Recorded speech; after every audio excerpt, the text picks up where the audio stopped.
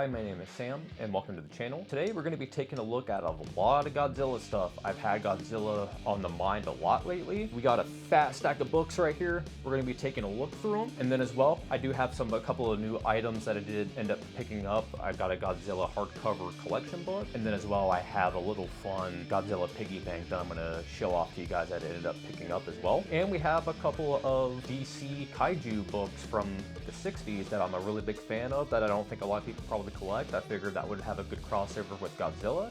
So we're also going to take a look at those. Without further ado, let's go ahead and stomp into this bad boy.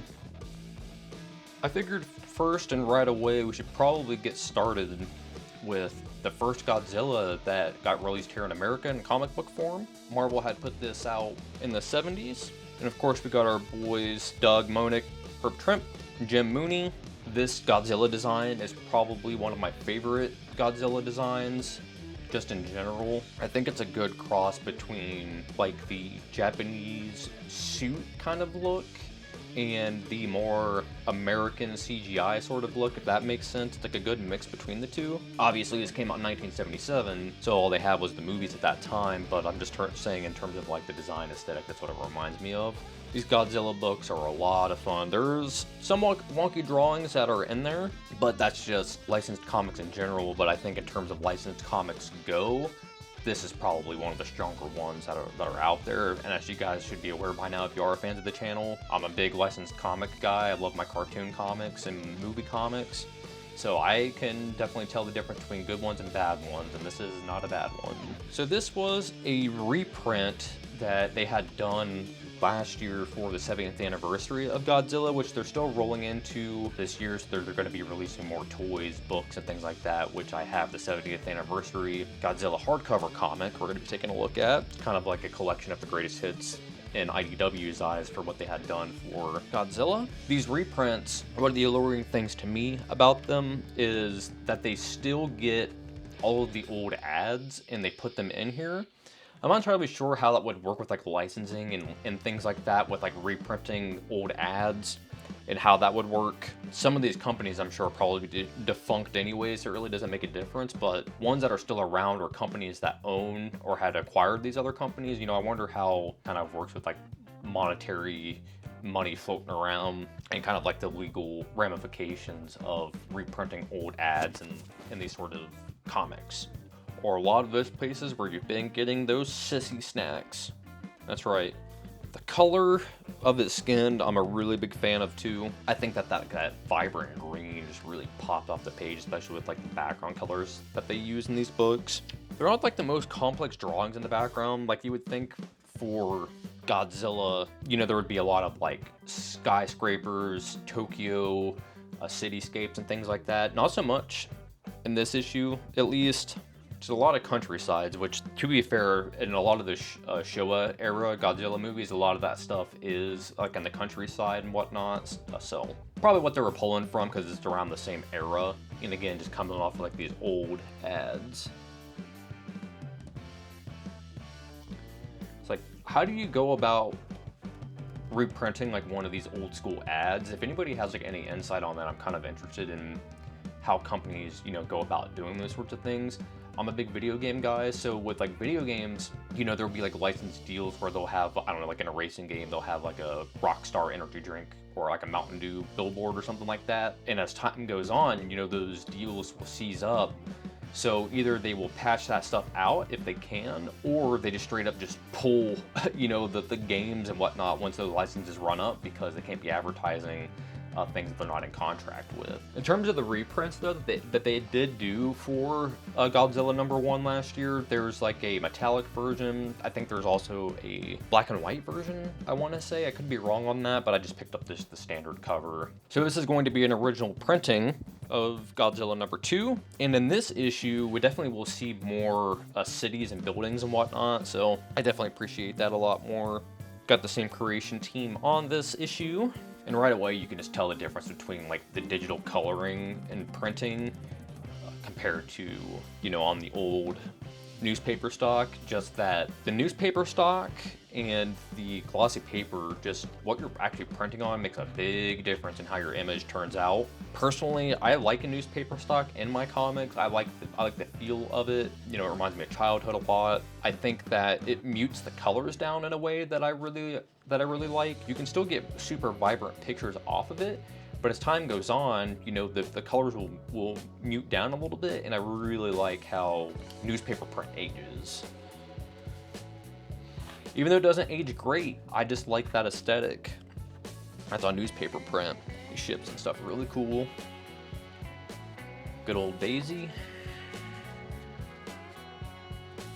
He's weird looking right here, man. And still, like, they're drawing a lot of buildings, but they're kind of just kayfabing it, and they're just drawing, you know, squares and rectangles and whatnot, just kind of filling in little windows.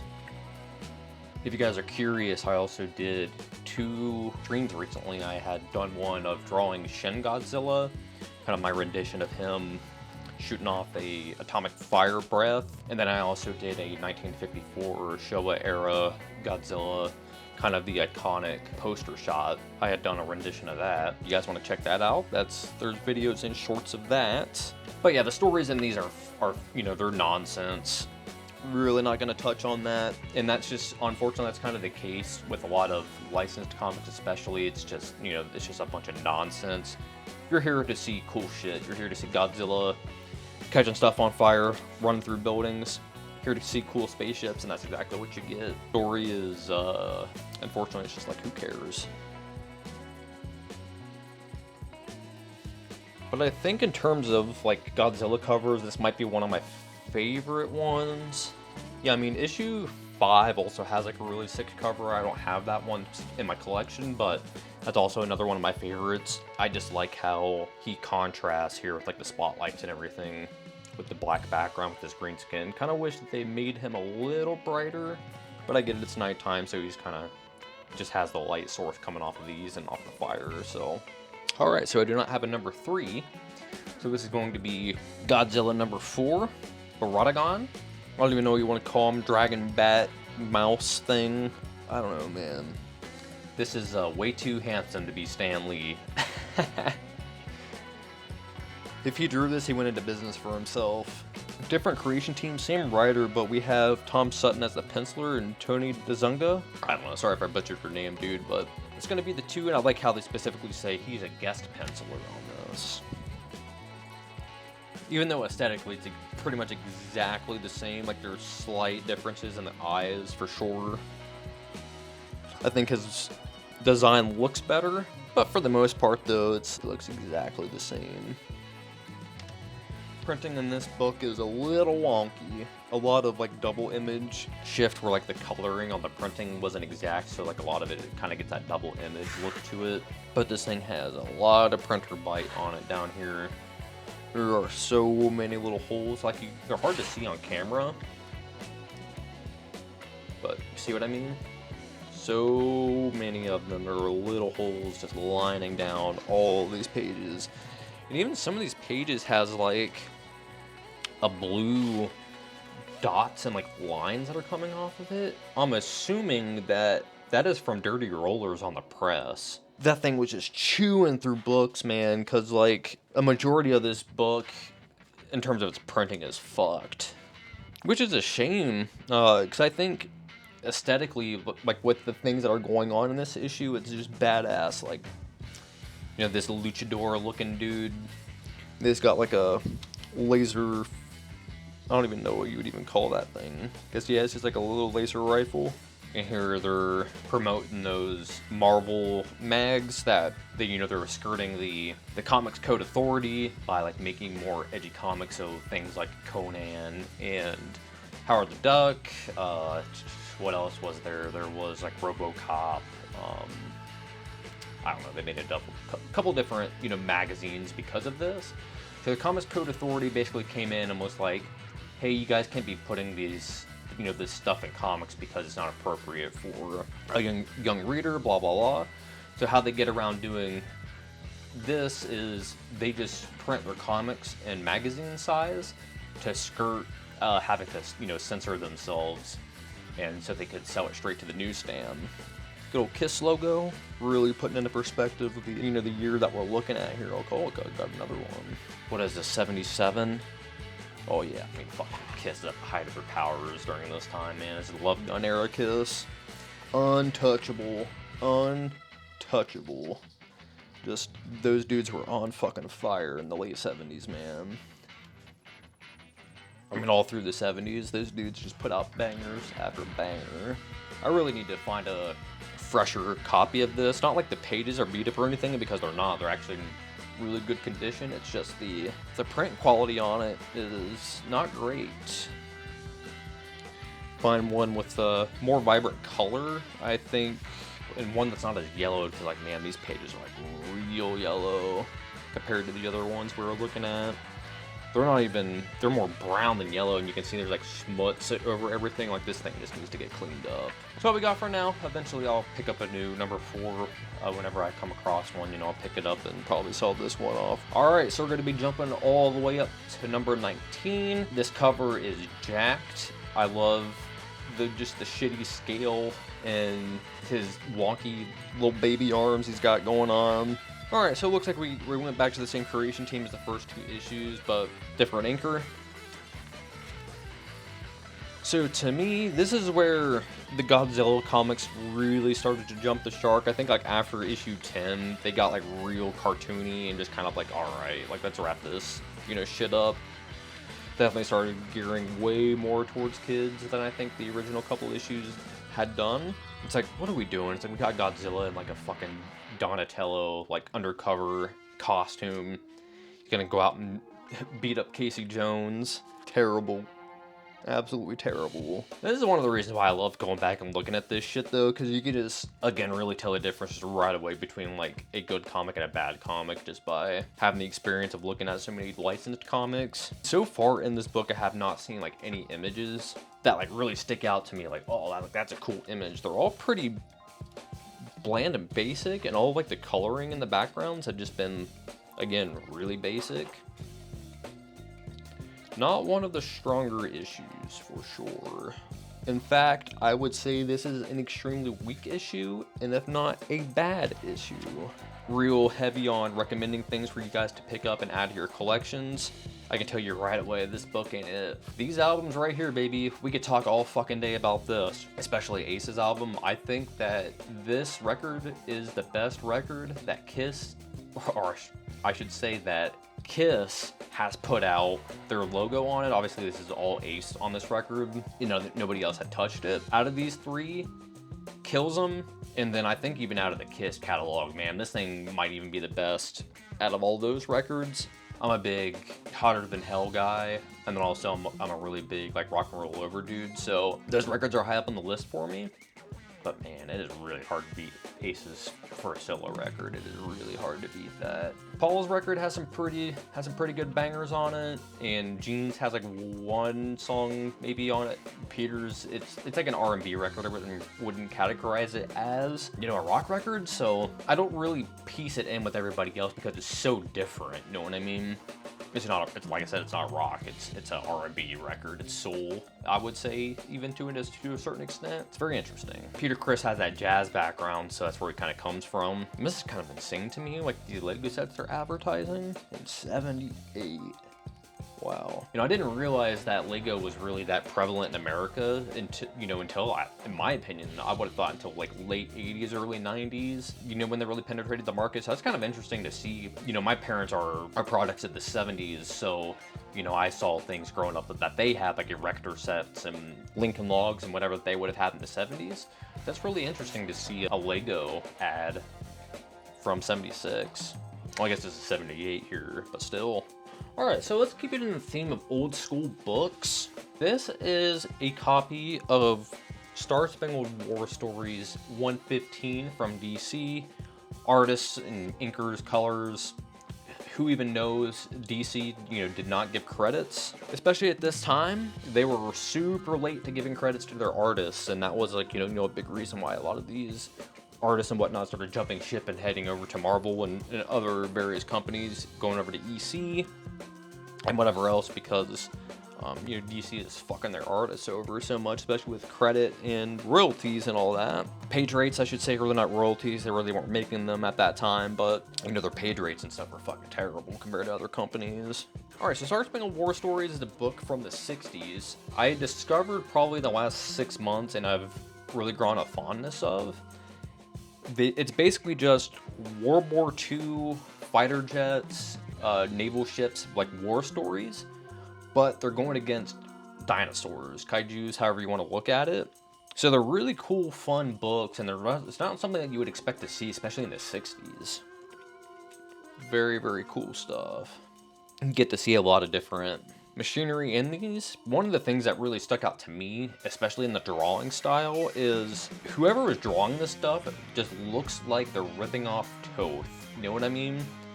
Everything down to the simplified like waves in the hair, the face structure, the way that the figures look.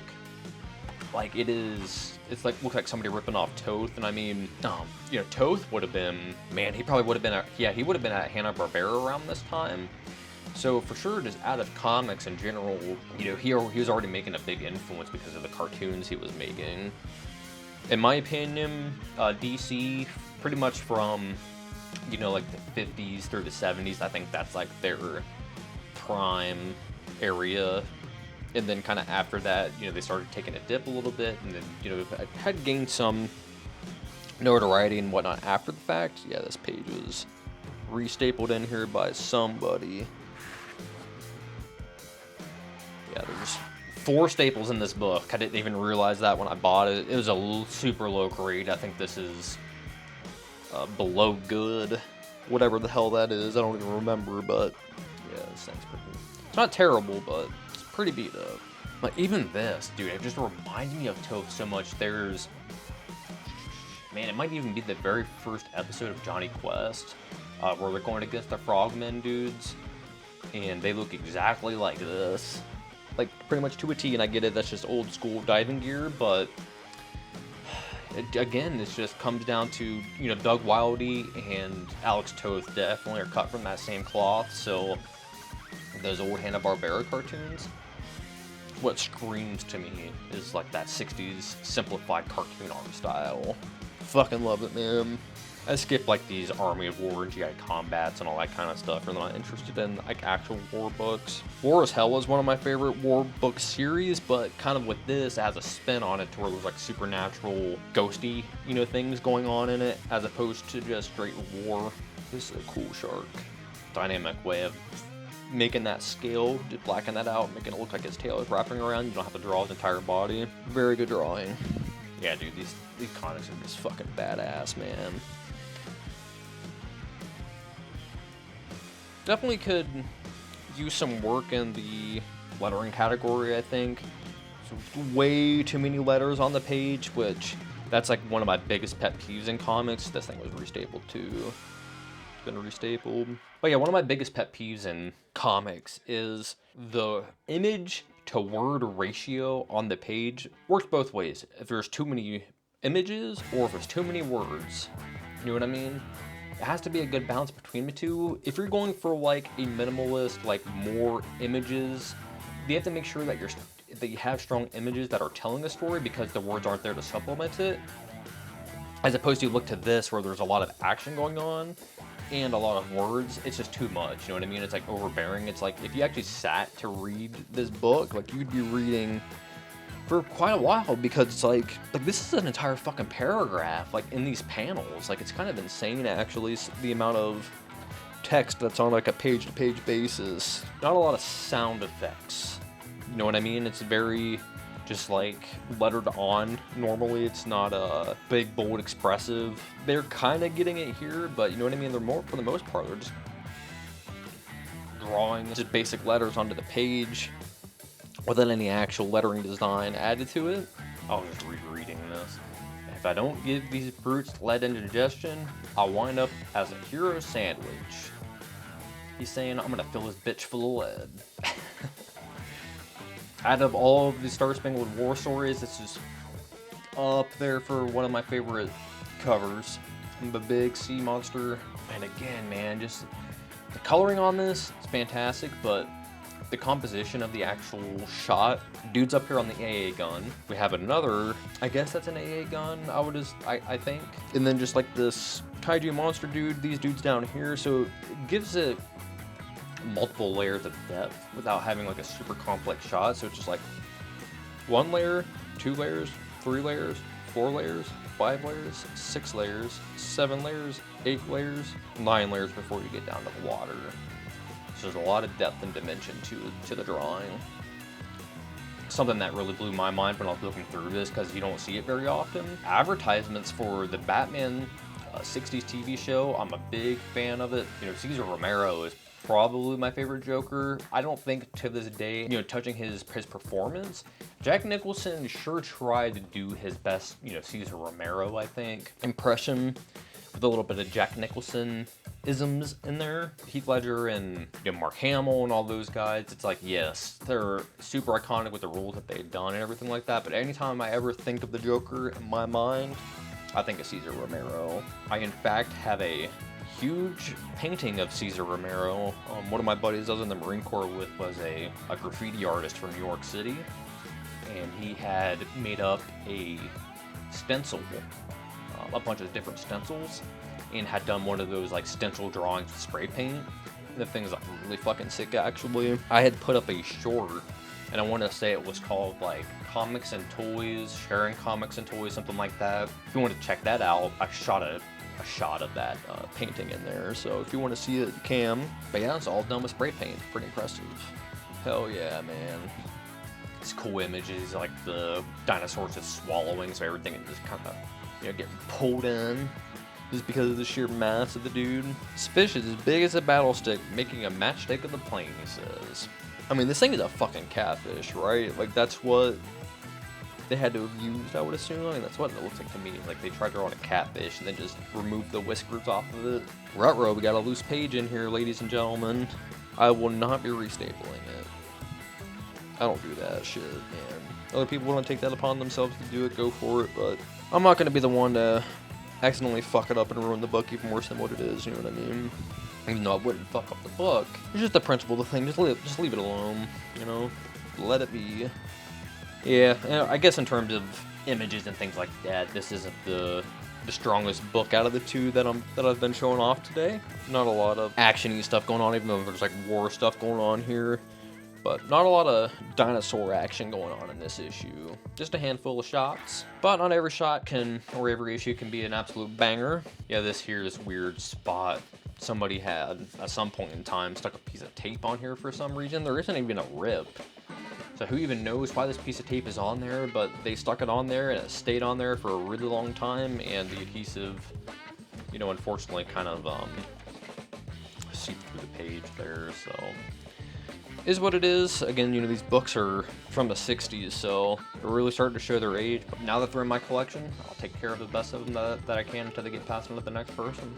Alright, so let's go ahead and get into some more modern books here. So this is going to be Masterpiece Theater by Tom Scioli. Tom Scioli is a kayfabe dude, so anything that he's going to put out, I'm going to pick up, I'm going to support. Anybody that is a kayfaber like myself is a friend of mine. We've actually looked at this book in the past when I had first originally purchased this, when this came out a couple of months ago. We flipped through this. So we're just going to take a look at it real quick and then we're going to move on. I think that I actually had looked at this book. I had the very first video I had done months ago was a Dr. Seuss book. And I think I pulled this out when I was talking about Dr. Seuss because Tom's cars, in terms of their design, especially in the wheels, really looked like Dr. Seuss aesthetic to me. So that's why I had pulled it out. He's got a very unique style in his drawing. It's very cute and chibi looking, I guess is the way to describe it. Very light, like a light salad. I don't know if that's like a good way to really describe somebody's artwork, but that's how I feel about it. You know what I mean? It's like you kind of like look at it and it's not too much. It's just like the right amount of everything, you know what I mean? The right amount of coloring, the right amount of lines, the right amount of empty space. His design is very clean and it's pleasing to look at. So here's what I was meaning with like the Dr. Seussy look, especially in the wheels, man. Go pull out a Dr. Seuss book like Green Eggs and Ham. I know there's cars in that one for sure. Just like take a look at these wheels compared to like a Green Eggs and Ham. They're almost identical, man, and it could be a complete coincidence, but I think that Dr. Seuss played in a bigger role in influencing people than what they care to admit. Touched on this in my Dr. Seuss video, but it could be because he's a children's illustrator, cartoonist, so that's why he doesn't get talked about as much, but I don't give a fuck, man. Dr. Seuss is the man. And hopefully that's something that you guys can appreciate about the channel, is that I try to have a variety in things that I like. So I will collect everything from down and dirty, Faust comics, Penthouse comics, anything underground or crumb, it doesn't matter, down to a Sesame Street comic, down to a Powerpuff Girls comic, all the way to Eerie. We look at everything from the 50s to the 60s to the 70s, you know what I mean? Like, there isn't anywhere where I'm willing to draw the line. If I like it, I'm gonna show it off and share it with you guys. I'm not gonna allow algorithms or anything like that dictate what the fuck we're doing here. I'm gonna run this how I want to, folks. I hope you gain to appreciate that a little bit, that your boy Sam isn't taking shit from nobody. Talk about it a million times, pretty much every episode. It's one of my biggest things that I love seeing in comic books, how people draw rain. And my grading of Rain from Tom Scioli, I'm gonna give him a 7 out of 10 on his Rain here. It's not the greatest Rain, but it's not the worst Rain. There's too much lines, you know what I mean? It's just too much going on. But this is like a weird book though, like story-wise. If you guys aren't familiar with it, obviously like here we are with like Sherlock Holmes. But we basically have like all these old fictional characters, and basically they're just like time traveling around, running into vampires. Like, there's just so much stuff that's just going on in this book. Such a good fucking pinup. Such a good pinup page, man. This book is just a lot of fun, you know what I mean? It's like, that's how I would describe it. It's just a lot of fun to read. It's a lot of fun to look at. It's exactly what this is. It's just a fun book, and it doesn't need to be anything more than that. Alright, so then of course I ended up picking up number 2 of this bad boy. Now I actually haven't had the opportunity to flip through this because I just picked this up from the comic book shop out of my box a couple days ago. I'm the kind of person that if I haven't flipped through something yet, I want to share for my reactions to here. But I already got an idea of what we're going to be looking at. It's not like it's going to be anything too much different from the last issue. The Godzilla is definitely all over the place. I can say that just like from panel to panel, his face just looks different, which is whatever. It's like here, you know what I mean? It's like the snout is way longer than what it should be compared to his other drawings, and like, yeah, see, like his Godzilla looks different here. So it's just kind of all over the place with his design. However, I think that just kind of comes down to his art style. It's really has nothing to do with his consistency issues. Tom decided to draw him this way in this instance, so he's going to.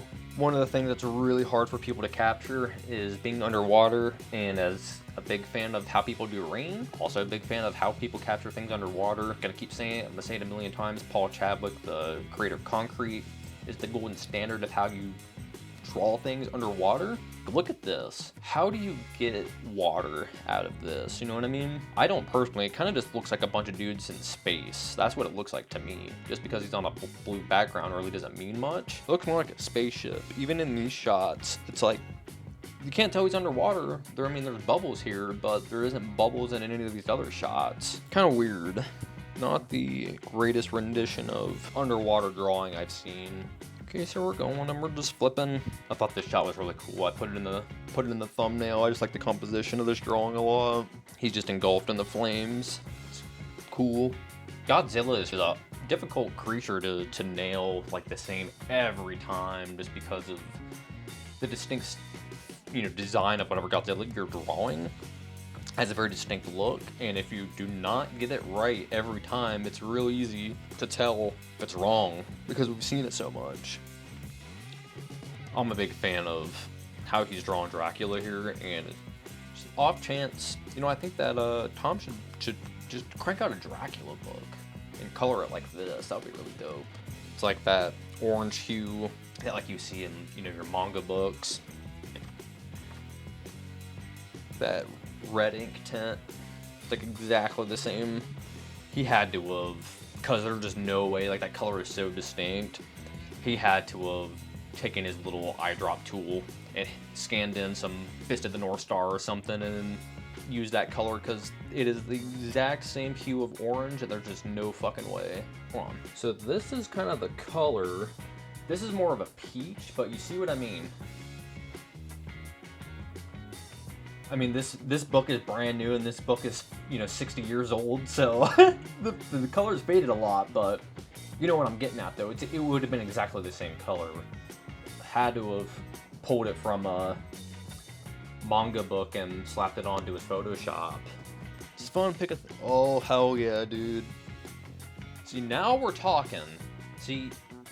This is why I wanted to like wait for my reaction on stuff. I was literally just talking about like he should just do like a Dracula issue, and then just boom, we're just fuck it, man. We're just gonna put the Universal monsters in this Godzilla. Hell yeah, dude. I'm actually like psyched for this next issue now to see kind of what he does with it. I love the way that he draws this Dracula. Those ears are really unique looking. You don't see that a lot with like humanoid looking Draculas. Got our variant covers here from Tom, Patrick Horvata, and of course Jim Mafood. These Godzilla Power Ranger books or whatever. I actually saw, I think it might have been on like Godzilla's website, but they were selling like Godzilla Power Ranger crossover like coin purses. Just bizarre merch, but. Alright, so right away I can tell you that I probably wouldn't recommend to grab this. Just judging off of what I said, that third issue, just judging off of that, you know, cover that we got, that cover image, probably going to be a pretty good one. So we'll see how that one turns out, and when I do pick it up, I'll be sure to throw it up on the channel and we'll do a review of it then. So let's break up the monotony a little bit. So this is a Godzilla coin bank. If you don't know what a coin bank is, basically these are really popular in Japan. Typically you will see like a little cat will come up out of these and grab the coins and pull them down. This is very much the same principle, but it's just, you know, Godzilla-fied. So top of it here, as you can see, looks like an ocean. So we have a splash coming up. That's where Godzilla pops up, the boat, and this is where you would set your coin. So we'll go ahead and play a couple of these so you can see them, and I'll just shut my mouth and just let it play.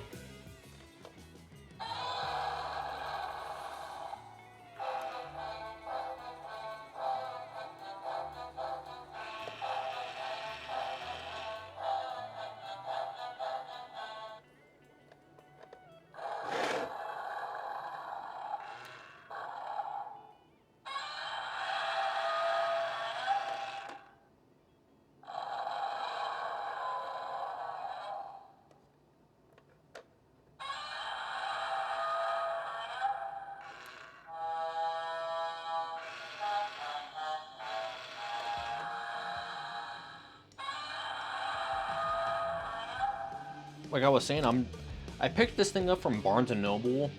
There are different versions of this. They're pretty much exactly the same. They just changed the sticker on the front. So they have made this in the past. This is the new version of it for the 70th anniversary edition. You can find this for around 25 to 30 bucks, kind of depending on the retailer. Barnes & Noble is where I found mine at. It's a little marked up at Barnes & Noble. So what I recommend to do is to, if you do have a Barnes & Noble in your area, look it up on the website and purchase it from the website, because it's actually cheaper on the site than it is in store from what I found. And then as well, a lot of this Godzilla 70th anniversary stuff is new, so a lot of the stores do not have them out yet. So when I was doing a search for like the next book that we're going to be looking for, and when I was doing a search for this, like it said, hey, it's in store, you know, go and pick it up. And I walked everywhere, tried to find it, went and found somebody, and they also tried to help me find it, and they couldn't find it. And then finally somebody was like, oh, all of our Godzilla stuff's actually in the bag, so they went back and grabbed it for me. So if you do have, like I said, like a Barnes & Noble in your area, that's where I would go to check this stuff out. If you don't see it, make sure to ask somebody, because it's more than likely it's probably in the back, because it's street dated for a specific time to go out on the floor. So this was the whole purpose of why I even took a trip to Barnes & Noble to begin with.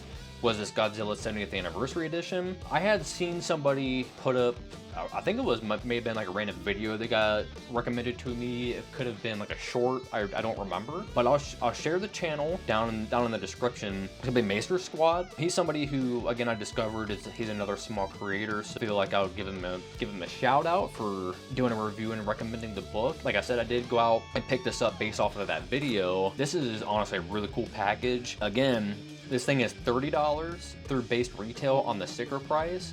I have seen this cheaper on like Amazon, and I think Walmart too had this at $25, so they had it at $24.99, so it's marked down just a little bit, so you can get a little cheaper. I hate waiting for packages to come. I'm very much a old school brick and mortar kind of guy, so you know, I just drove over to the Barnes & Noble and picked this up real quick and just paid full retail for it, like $5. It really doesn't matter to me. I ended up paying that in shipping anyways. Is what this book is.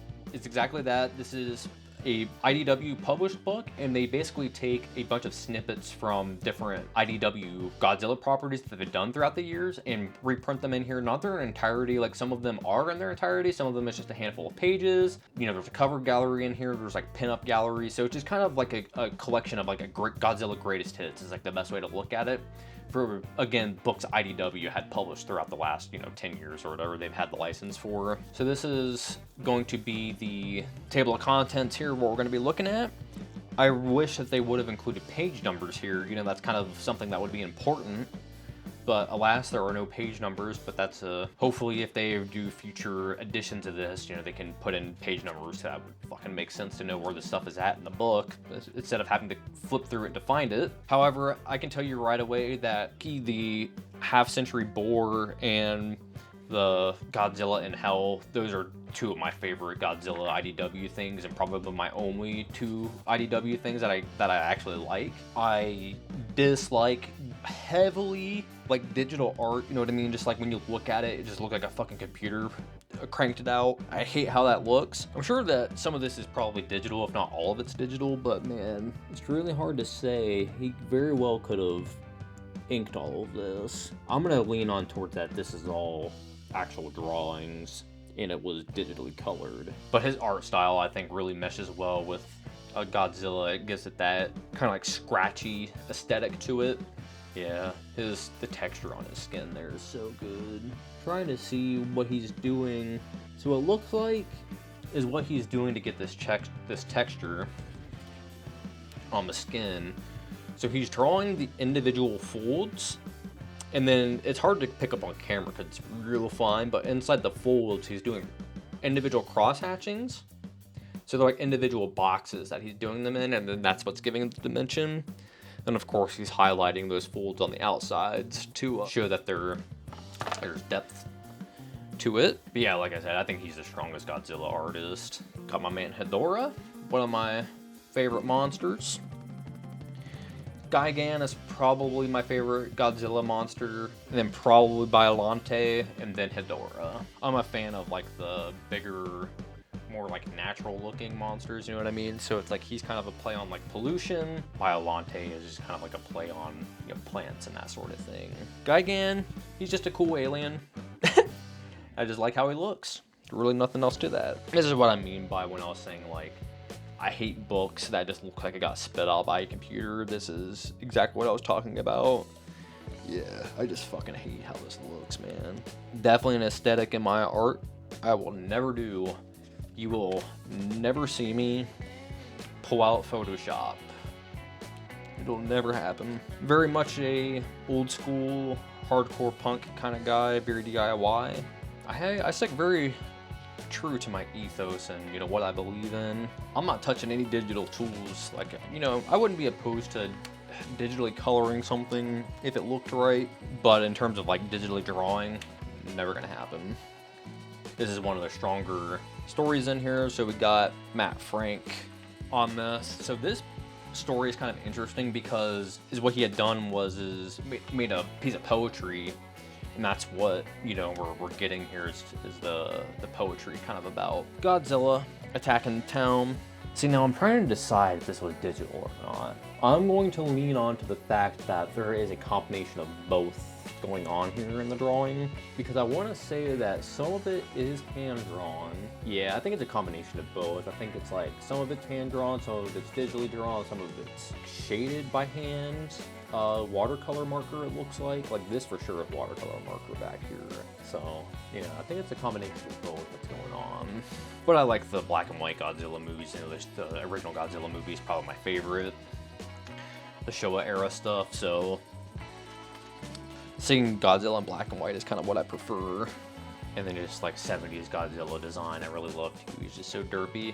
Apparently we're going to be talking about Kiss a lot in this video. Unexpectedly, there's actually a really cool shot from when Kiss had gone over to Japan in like the mid 70s. It's probably 74, 75. Actually, no, because that shot had to have been from later because they're in their Love Gun costumes. So it had to have been like 77. I want to say, yeah, it's probably 77, 78. It's probably time frame we're actually looking at. But they're in Japan and they're full suit Godzilla. They're in a shot with them.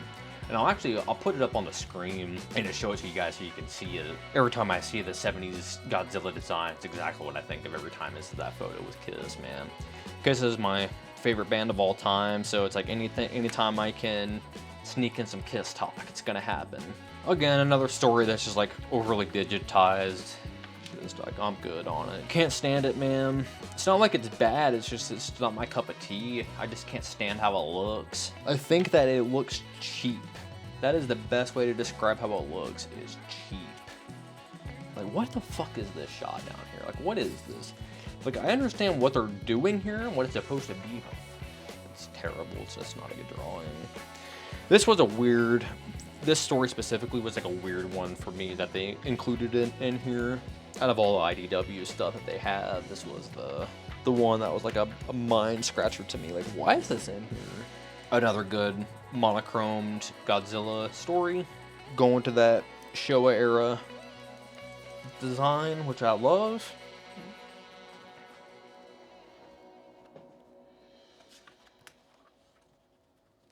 Badass shot, him kind of coming up out of the water like that. Being in the nighttime, just like, imagine how fucking scary that would be, man. You're just like out in the ocean. You can't see a damn thing because of how dark it is out there. And then all of a sudden, just this fucking guy pops up out of the water. You'd be shitting your pants, man. Well, I mean, apparently you'd be dead. So, but yeah, this is a strong story though in terms of the writing. It's good. This story here is kind of like I guess like the after effects of like Godzilla kind of like attacking, and he's in the midst of attacking. Sophie Campbell pinup, Bob Eggleton pinup. Actually, I think this is a cover. Again, I hate the way that this kind of art looks. Very bland and flat. I think that a better coloring job in this would have went a long way. You have like these bland and flat looking drawings, like they're not very detailed. And then you put it in with like more toned down colors, like nothing really pops off the page to me. Very boring. Like even this image, like this should be like a fucking badass image, and it's not. Like it's actually pretty weak, I'm just being honest. Pretty weak image. Like, this is a fucked drawing down here. Like what is even going on there? Like I get that he's kind of like leaning down in the fetal position. It's just weird looking, man. That's like, see, this is like something you just want to avoid drawing altogether because it's going to be hard to make it look right. So then don't even draw it if it's, you know, if it's gonna look wonky. Maybe just like move the camera out so he just kind of looks like a ball on the floor, if you know what I mean, as opposed to having it so zoomed in. And it's like this too. It's like for me, like as an artist, I would have made like the slime the lettering. You know what I mean, to give it some flair. But here it's just. Let's just make some goo splatter and then just put on there. It's like this is a weak ass comic, man. Weak comic. And I'm pretty sure they put this whole fucking thing in here because there are so many pages of it too. Alright, so now we're getting into the good shit. Art Adams, baby. He is the Godzilla guy. Draws a badass Godzilla. And here we are with Godzilla in Hell again. Like I said, I think this is probably like the second strongest thing that's in this book, or just IDW has put out in terms of comics. I love this. I was like, I've been in all hope. ye who enter here. And he's just kind of like, yeah, that's cute. How about no? And I just fucking lay waste to this. We got like all the smog and stuff down here going on.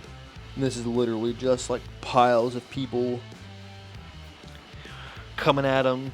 This fucking like Hydora, Biolante, crossover monster slime thing.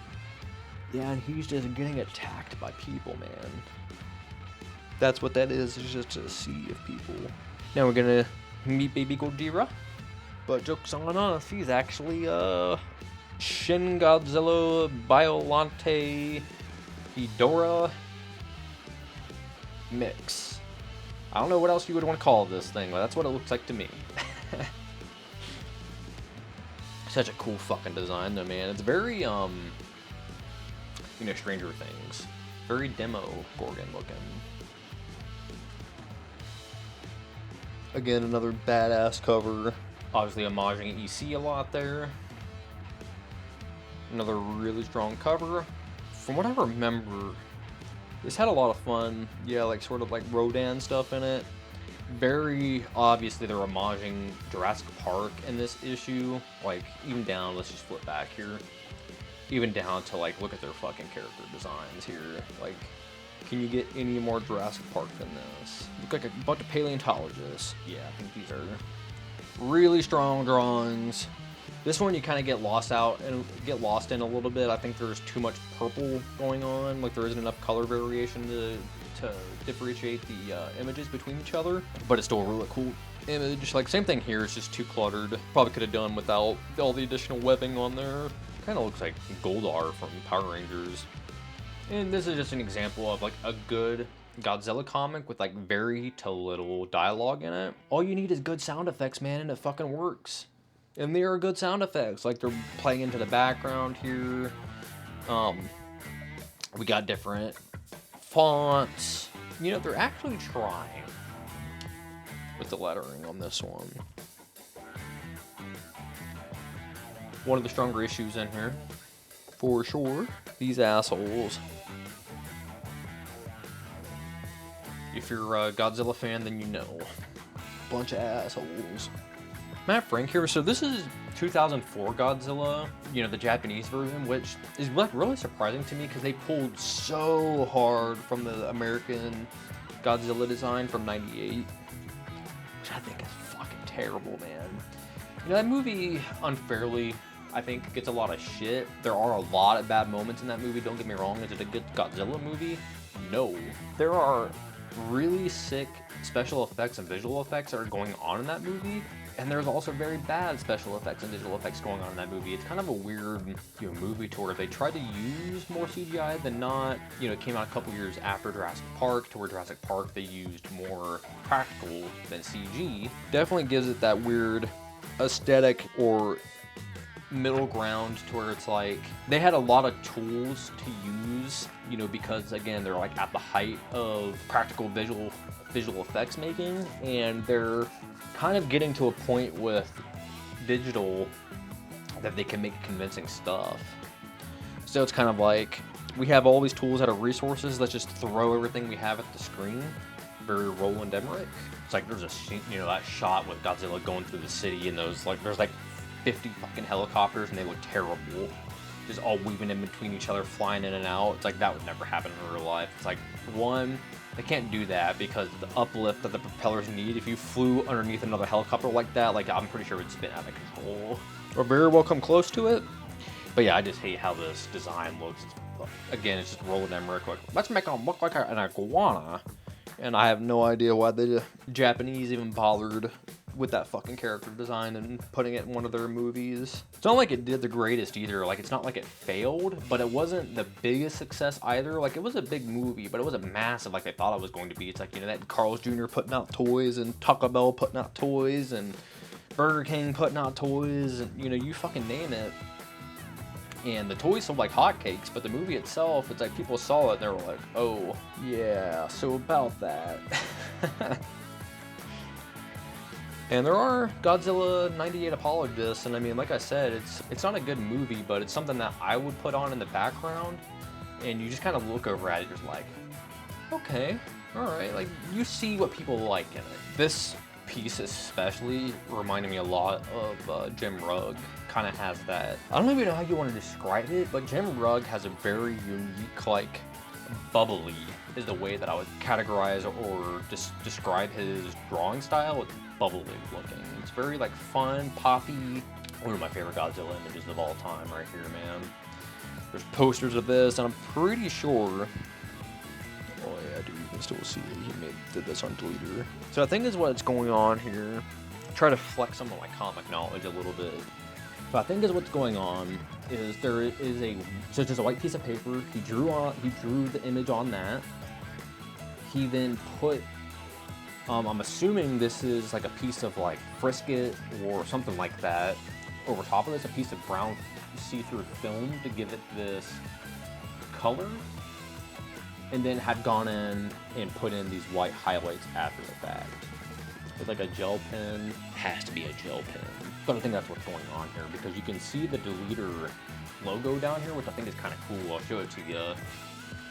So if you guys are into comic book making, or real into the fucking weeds, or not in the weeds, I guess I'm just gonna tell you. Deleter is basically a company based out of Japan. They make screen tones. So screen tones are things like zipatone, duotone, you know, whatever else. Things like that, to where it's basically like, they are essentially see-through transparent stickers that has a texture on them. So like they'll have like a bunch of like very thin lines running one way, maybe a bunch of dots. Kind of depends, and then they'll have different angles, you know, that they run in. They'll have different densities of lines. So there's a bunch of different variations of the thing. And basically what you do is you put, you know, that sticker or whatever, you cut out the shape that you want it to be on, and then you put it on, so like to give it like a shadow effect or give it a dimension effect or whatever. I'm pretty sure he just laid out a full sheet of like brownish transparent screen tone paper to get this effect, because you can still see the white underneath it. So I think that's what's going on here. Comic book making people, it's interesting. Always trying to figure out what they're doing. That's like the fun in it, right? Try to break down on how did they get that effect, and if you learn, oh shit, that's how they did it, put that in your toolbox to use. Gigan's one of my favorites, but I don't like this drawing. It's just weird looking to me. It's too much. Very digital looking, you know what I mean? This one's sick though. Pretty sure this is digitally painted, obviously. Still good painting. Strong images, both of them. This cover gallery, besides like the James Steroki stuff, like this cover gallery stuff is probably some of my favorites that are in this book. All right, well that looks like that was the entirety of that. So let's go ahead and do what I always like to do here and give you the recommendations for what the top 3 things out of what we looked at today for what I'd recommend to pick up to add to your collection. All right, so the number 3 thing I would recommend to add to your collection, and a lot of this stuff shouldn't be super hard to find because it's newer, what we just looked at. Obviously, we just took a look at this. You kind of have you got my feelings behind everything that's in this book. Again, I think there's 2 stories in here that are very strong. I think there's a lot of good images in terms of the cover gallery that's in this. A lot of this stuff that's in this book, I don't like. So take that for what you will. I would say about 30% of this book I actually care for. I'm glad that I bought it. So take that for what you will. If you guys want to go out and pick it up, I probably would. Obviously, I'm recommending to do so. It's just not this is not on the top of my list. So Godzilla 70th Anniversary is my number 3 recommended pickup. All right, my number 2 recommended pickup is actually going to be this old issue of Star Spangled War Stories 115. I think out of the Star Spangled War Stories stuff that I have in my collection, this is probably my favorite issue that I have. The subject matter in it is great. There's a lot of Tothian drawings in there that you can pull from. I think that there is a lot of good reference material, especially like old school helicopters and planes and things like that you can pull from. Again, I'm a big fan of 60s DC. I think that's, you know, their prime, you know, their prime era. is through 50s, 60s, and the 70s. This is a very, very strong book. It's a very strong series. The earlier issues are extremely hard to find, and they actually don't start getting into like this weird dinosaur-y stuff until the later issues. That's awesome then. Once we start getting into dinosaur stuff, that's where it starts taking off. These books can be a little pricey. However, you typically see them beat to shit. That does affect the price a lot because they are beat to shit, and they're still not cheap books. I mean, we're talking, you know, $8 to $10 minimum on books that are pretty beat up. So it's like, you know, that's pretty costly for a pretty beat up book. But you know what you're getting. So again, Star Spangled War Stories, 115, my number 2 recommended pickup to add to your collection. And number 1, you guys should already know. Number 1, Godzilla King of Monsters. Again, this is a reprint. I picked up the local shop for $5. There were a handful of reprints that they did of this last year in different cover variations. If you like, you know, a more like metallic cover, they got that. Like I said, I think they did like a black and white version, and there may be like an alternate cover version of like a completely different drawing. I could be wrong on that, but I want to say that I did see one. And then of course, it's going to be different from the original. It's not going to be a newspaper print, it's a more modern print. The colors are going to be way more vibrant in this. So there are pros and cons depending on how you look at that stuff. Like I had said earlier, I prefer newsprint. I like the way that newsprint ages. But at the same time though, I really like seeing like these pinks and greens pop off the page like they do. Because like I was saying when we originally looked through this issue beforehand, I think the coloring in this is you know, the book's strong suit for sure. Good color combinations. So this would be my number 1 recommended thing to pick up. Again, you can find it for like in between $5 to $10 depending on who has it, who's going to be reselling it. The original issue itself, I don't think they go for super expensive. Man, I want to say that like I've seen them for like $50, around $50, maybe a little more than that, a little beat up. They also collected the Godzilla King of the Monsters Marvel run, so however many issues of that they did. Man, I want to say they did like 70 issues of it roughly, just off the top of my head, but they, you know, collected all of that and put it into a hardcover, and that came out in like November or December of last year, I want to say. So those are still floating around out there. I think Amazon still has a couple of them. They're $100 a piece. It is large format. If that's something that speaks to you, that's probably what I would recommend to pick up. It's definitely going to be cheaper than buying these Godzilla issues individually, considering they've only reprinted number 1 individually. So if you start getting into the single issues, you know, the shit can start getting pretty pricey. So just do keep that in mind that there was an omnibus of this recently printed.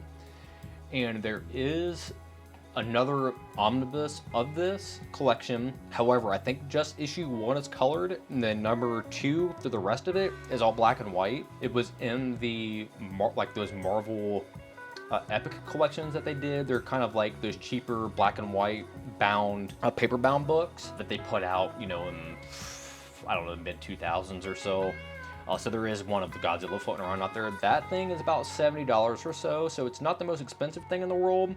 But it is paperback and it is black and white, so keep that in mind, or you can bump up, you know, another $30 to get it oversized, get it hardcover, and it's colored. So if you are going to go that route, I'd probably just splurge the extra $30 and just buy the new omnibus that they had just released last year. All right, guys, well, that's where we're going to wrap it up today. I hope you enjoyed the Godzilla video that we put out, and I hope that you take a look at some of those recommendations and add those to your collection. Feel free to leave a comment. Tell me what your favorite Godzilla movie is. Tell me what your favorite Godzilla comic is. Tell me what your favorite book that we looked at today was. And then as well, hey, if you just want to chat, shoot a comment, I always reply to them, so feel free. All right, ladies and gentlemen, well, thanks for hanging out and talking comics. Have a good rest of your day. Peace.